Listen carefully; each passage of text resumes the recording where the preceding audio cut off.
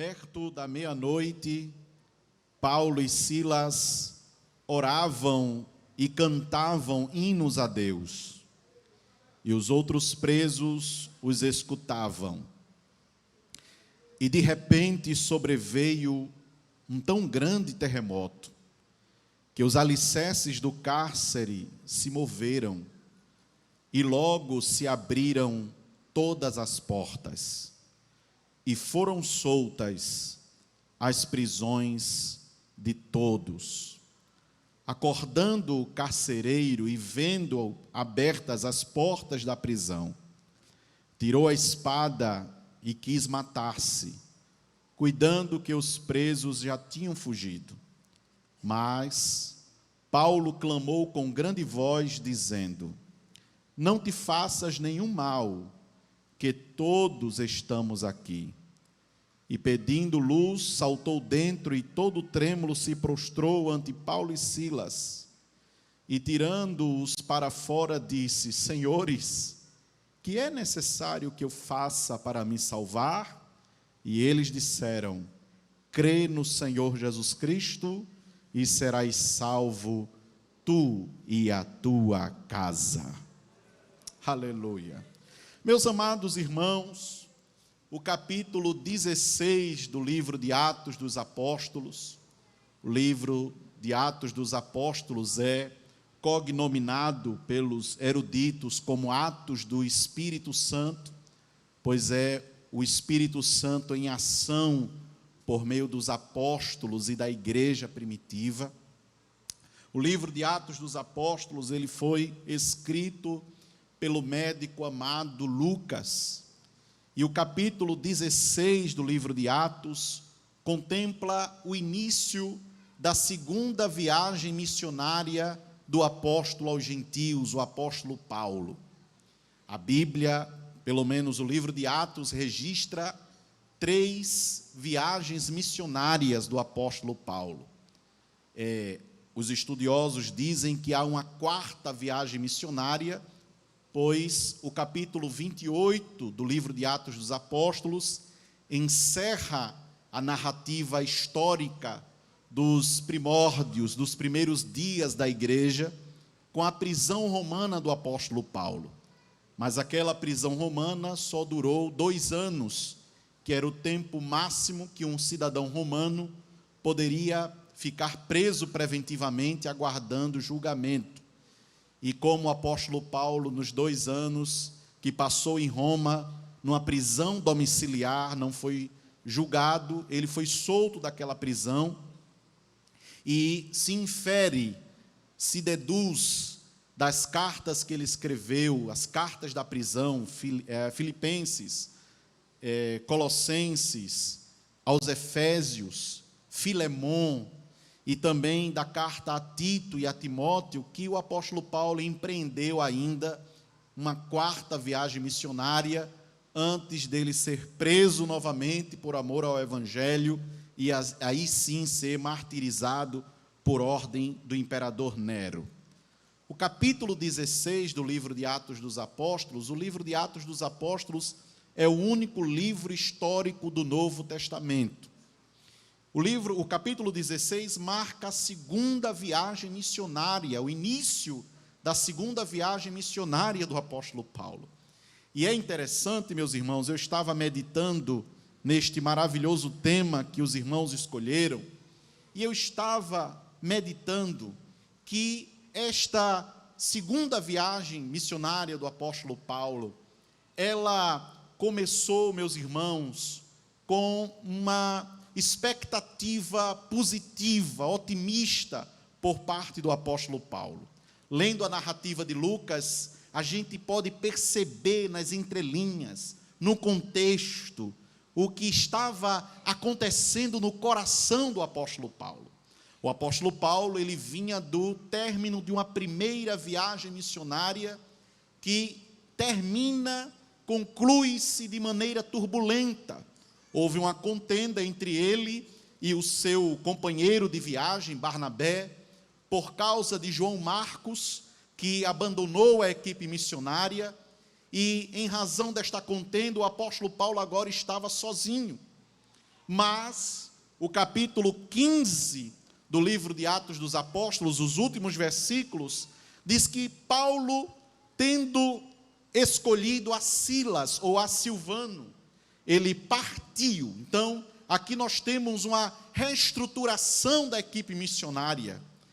Nós temos Paulo escolhendo a Silas para partir para uma segunda viagem missionária.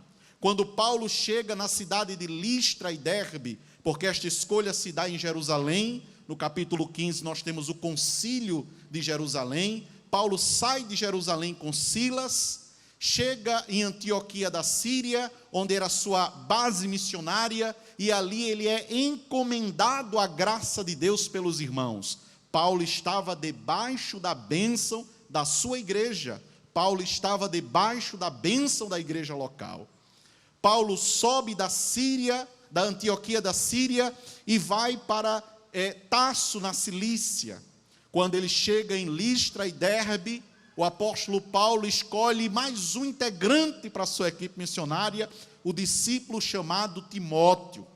No versículo 11 deste capítulo, entra mais um membro na equipe missionária, mas ele não se identifica. Nós percebemos porque a partir do versículo 11, a narrativa sai da maneira indireta para a primeira pessoa do plural, quando ele diz fomos. Quem é que está aqui? Lucas, o médico. É no versículo 11 que entra Lucas. Então nós temos uma primeira vantagem desta segunda viagem missionária. Uma equipe missionária que se havia desfeito, agora estava refeita, com novos integrantes e sob a liderança do apóstolo Paulo. Paulo estava com Silas, Paulo estava com Timóteo e Paulo estava com Lucas. Diga amém, meus irmãos.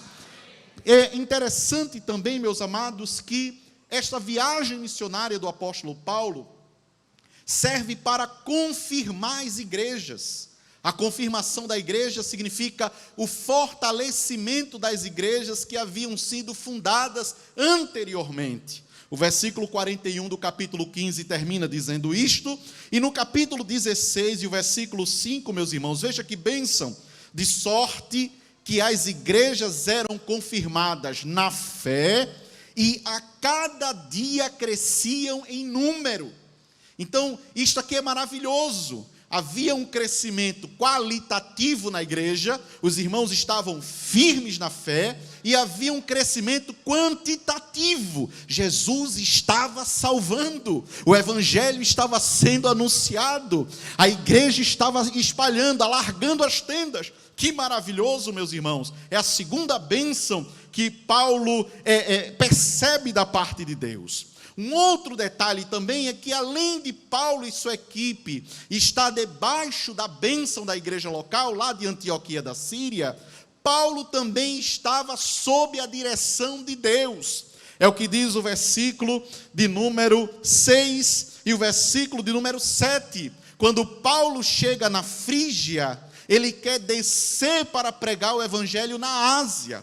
Isso aqui é interessante, meus irmãos, saltou-me aos olhos. Porque Paulo estava, quando você estuda, lê a palavra olhando mapas, Paulo estava em cima e a região vizinha, descendo, era a Ásia Menor, uma parte da atual Turquia, onde estão aquelas 7 igrejas do Apocalipse. Uma delas é a igreja de Tiatira.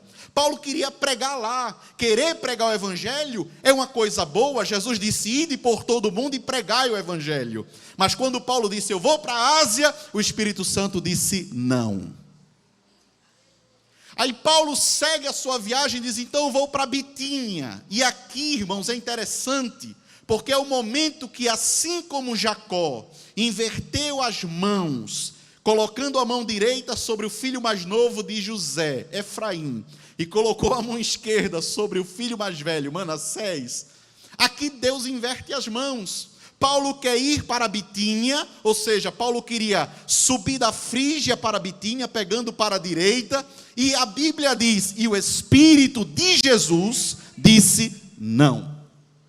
Alguém já disse que se o Espírito de Jesus, que é uma das nomenclaturas para o Espírito Santo, não fizesse isto, o Oriente seria cristão e o Ocidente seria pagão. Deus inverteu a ordem. Paulo estava sob a direção do Espírito Santo. Paulo estava sob a bênção da igreja local. Paulo estava com uma nova equipe missionária. Nada poderia dar errado. E mais, meus irmãos, Paulo estava vivendo experiências espirituais. Paulo segue a sua viagem em linha reta, sai da Frígia, chega em Mísia. Quando ele está em Troade, ele disse: numa visão de noite, apareceu um varão macedônio e disse: Paulo, passa a Macedônia e ajuda-nos. Que maravilha, que bênção. E a Bíblia diz: concluímos que estávamos sendo chamados pelo Senhor para passar a Macedônia. Direção de Deus, sensibilidade espiritual. Ele percebeu: Deus não quer que eu vá para a Bitínia, Deus não quer que eu vá para a Ásia, Deus não quer que eu fique na Frígia, Deus quer que eu avance. Eu vou em linha reta para a Macedônia. Foi um varão.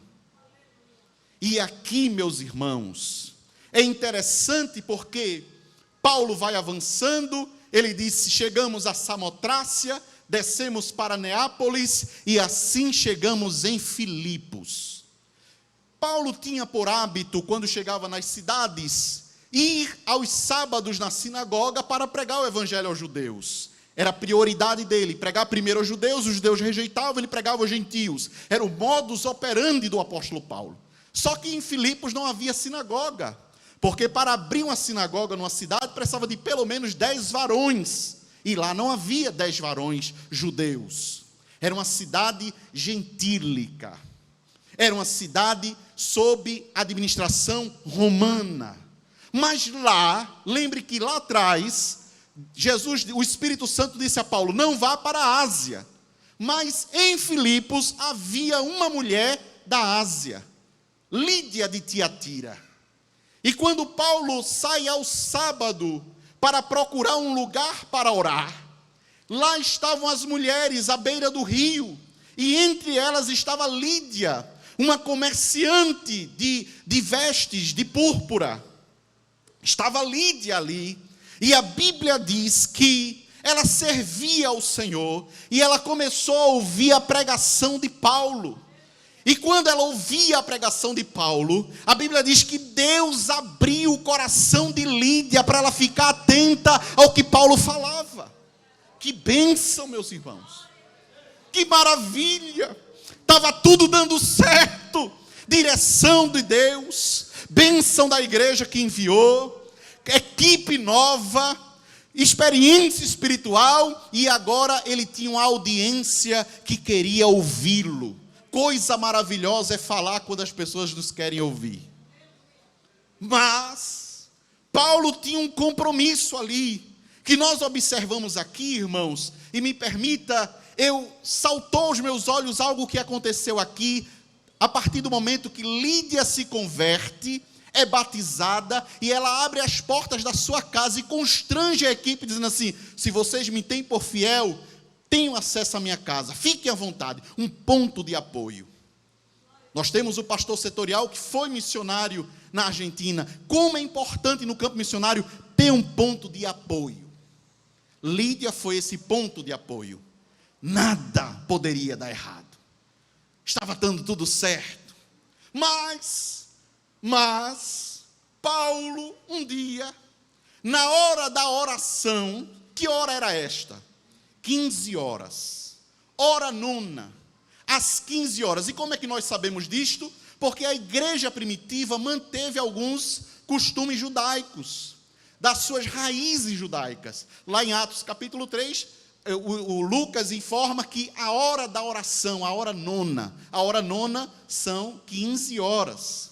Às 15 horas, o apóstolo Paulo, perto das 15 horas, Paulo estava indo para o seu lugar de oração.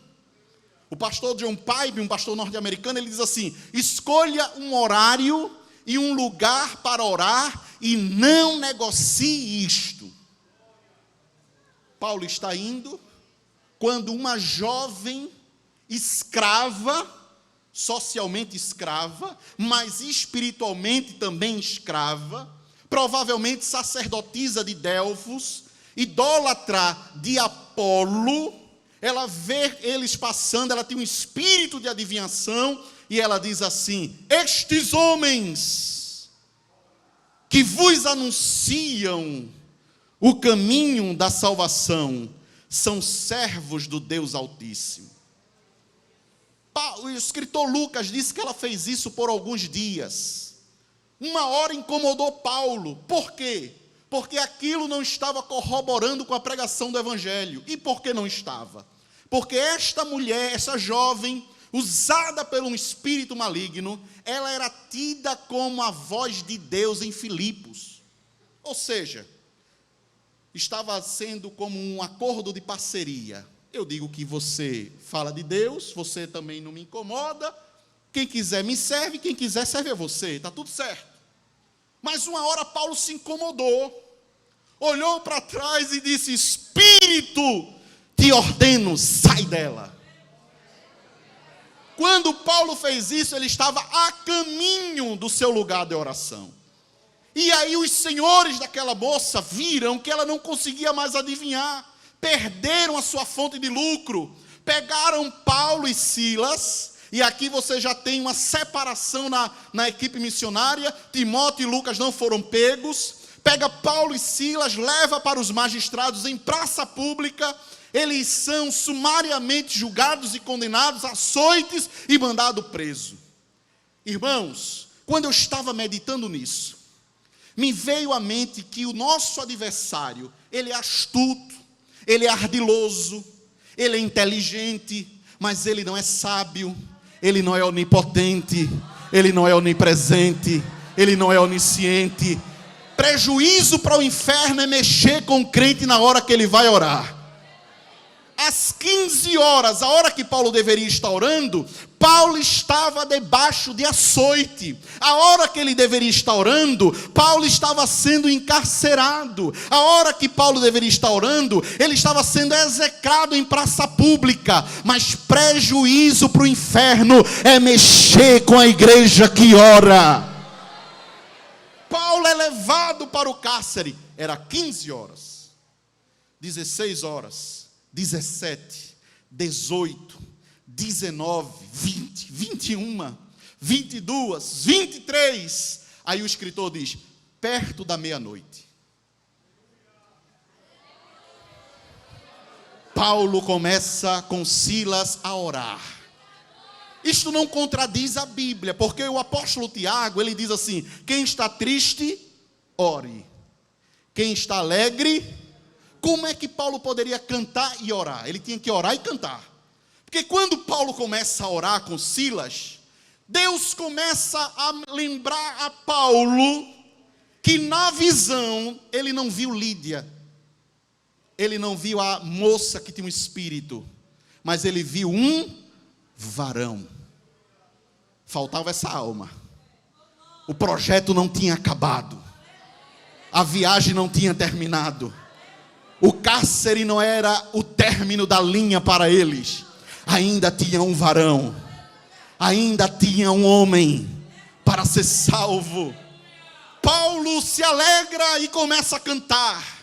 E Paulo, irmãos, eu particularmente considero Paulo o Davi do Novo Testamento, porque em Romanos 8 você tem um cântico de vitória. Em Romanos 11 você tem um hino de adoração. Em Timóteo você tem 2 hinos cantados pelo apóstolo Paulo. E em Filipenses você tem o que chama de hino quenótico, do esvaziamento, quando ele disse que nós temos que ter o mesmo sentimento que houve em Cristo Jesus, que sendo em forma de Deus, igual a Deus, não teve por usurpação ser igual a Deus, antes aniquilou-se a si mesmo, tomando a forma de servo, e assumiu a forma de homem, e sendo achado na forma de homem, foi obediente até a morte, e morte de cruz, pelo que Deus o exaltou soberanamente, e lhe deu um nome que é acima de todo nome, para que ao nome de Jesus se dobre todo o joelho dos que estão nos céus, na terra e debaixo da terra, e toda língua confesse que Jesus é o Senhor, para a glória de Deus Pai.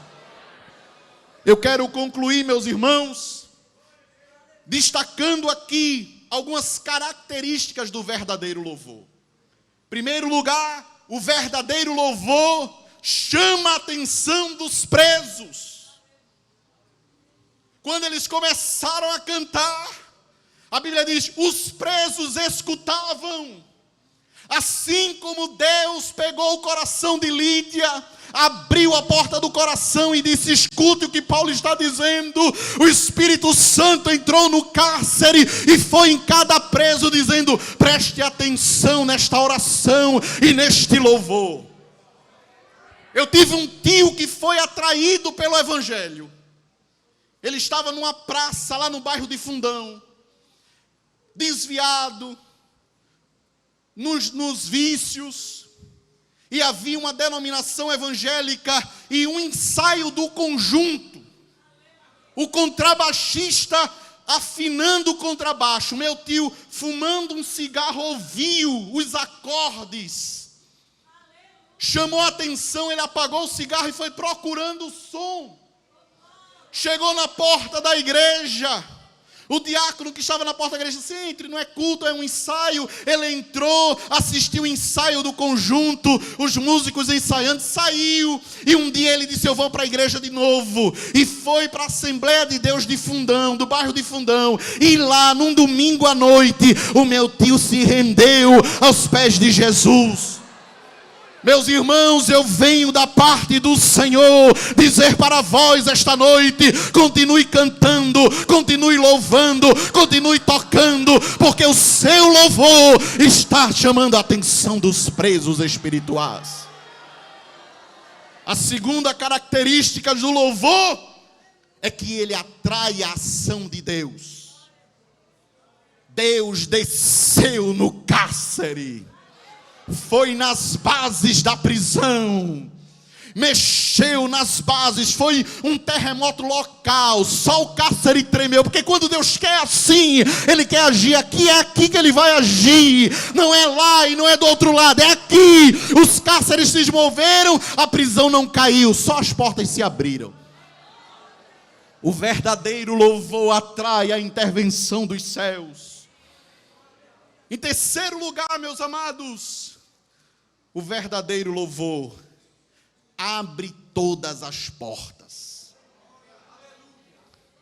Eu estou falando para uma igreja que pode estar diante de portas fechadas, mas eu venho da parte de Deus, debaixo da autoridade da palavra, dizer: o Espírito Santo exige de nós um sacrifício de louvor. E assim diz o Senhor para ti, servo de Deus e serva de Deus: canta, louva, que eu abro todas as portas. Deus não conhece porta que Ele não possa abrir. Deus não conhece porta que alguém feche e Ele não abre, porque lá no Apocalipse Jesus disse: eu tenho a chave de Davi, eu abro e ninguém fecha, eu fecho e ninguém abre. Levanta a tua mão para adorar a Jesus. Jesus tem a chave. A chave não está na mão do presidente da república, a chave não está na mão da governadora, a chave não está na mão do prefeito, a chave não está na mão do rei Momo, a chave está na mão de Jesus. Ele abre e ninguém fecha, Ele fecha e ninguém abre, Ele abre e ninguém fecha. E eu venho da parte de Deus dizer que esta noite é noite de porta aberta para a igreja de Jaboatão.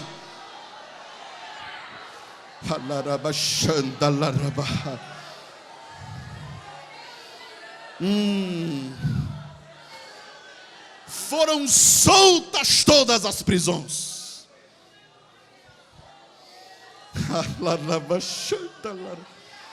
Vivemos uma época de prisões espirituais. Os jovens desta nação estão sendo arrastados para prisões espirituais. As drogas, o álcool, o sexo livre. Adolescentes e jovens na nossa cidade. Não basta andar muito para não encontrar o adversário arrastando com correntes e grilhões os jovens da nossa cidade, os adolescentes, crianças muitas vezes, para o crime, para uma vida de pecado, mas eu venho da parte de Deus dizer que em Jaboatão há uma igreja lavada e remida pelo sangue de Jesus. Aqui tem Paulo e Silas, tem Lucas e Timóteo. E quando cantarem, as prisões serão soltas. Você pode estar com o seu marido numa situação de prisão espiritual, com o seu filho numa prisão espiritual, com a sua filha numa prisão espiritual, mas o Espírito Santo, serva do Senhor, servo de Deus, te trouxe aqui para te dizer: canta, louva, e as prisões serão soltas. O teu filho é um caso impossível para ti, mas para mim não é. A tua filha é um caso perdido para alguém, mas para mim não é. Eu quero o teu louvor. Quando o teu louvor entrar na sala do trono, eu vou agir. As prisões serão quebradas, as correntes serão despedaçadas, os grilhões, as cadeias, as ferraduras serão quebradas, esmiuçadas, porque o Senhor é poder.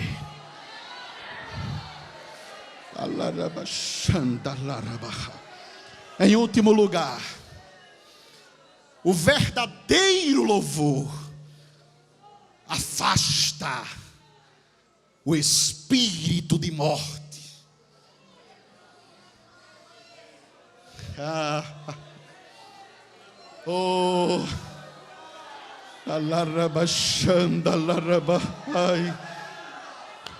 Oh, meus irmãos,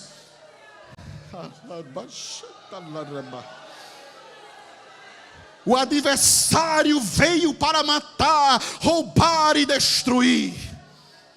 O espírito de morte que atua por meio de enfermidades para convencer alguém que o melhor é dar um cabo em sua própria vida. Às vezes até crentes que estão entre nós podem estar sendo oprimidos por este espírito maligno, o espírito de morte. Aquele homem iria dar um golpe em si mesmo e se matar. Mas o verdadeiro louvor, o verdadeiro louvor, oh, abre a tua harpa na tua casa. Abre a tua harpa no teu lar, abre a tua harpa no teu quarto, coloca louvor, porque quando o espírito de morte escutar, o louvor vai pegar o espírito de morte pelos cabelos, pelo pescoço, e vai arrastar para fora da tua casa. Assim diz o Senhor: louva, canta, adora, oferece o sacrifício de louvor, porque o espírito de vida está entrando em tua casa. E quando o espírito de vida entra, o espírito de morte sai. Quando o espírito de vida entra, o espírito de enfermidade sai. Assim diz o Senhor esta noite. Recebe vida. Você que veio do Totó, recebe vida. De Retiro, recebe vida. Marcos Freire, recebe vida. Vista Alegre, recebe vida. Jovens e adolescentes, recebam vida. Conjunto da Matriz, receba vida. Igreja, receba vida. Galeria, recebe vida. O Espírito Santo está aqui. Você não vai morrer. Você não vai sucumbir nesta depressão. A síndrome de pânico não vai te pegar, porque tem vida, vida, vida, vida, vida, vida, vida, vida. O rio da vida flui do trono do Altíssimo e está jorrando.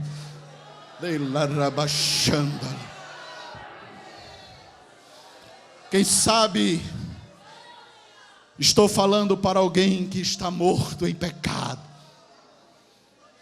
O espírito de vida está aqui esta noite. Quem sabe você já cantou aqui, mas está morto nos seus pecados. Esta palavra diz respeito a você. O verdadeiro louvor aponta para Cristo e diz: crê no Senhor Jesus Cristo e serás salvo, tu e a tua casa. Onde está a primeira vida para Jesus? Venha receber vida. Você não é um caso insolúvel. Você não é um caso perdido. Tem solução, tem perdão, tem restauração. Onde está você, meu amigo, minha amiga? Em nome de Jesus, Levante a sua mão e diga: eu quero Jesus hoje. Eu quero esta vida. Eu quero servir ao Deus de Paulo e Silas, ao Deus bíblico. Eu quero tomar minha decisão ao lado de Cristo. Onde está a primeira alma para Cristo? Onde está a primeira vida para o Senhor? Venha. Jesus estará aqui para te salvar e perdoar os teus pecados.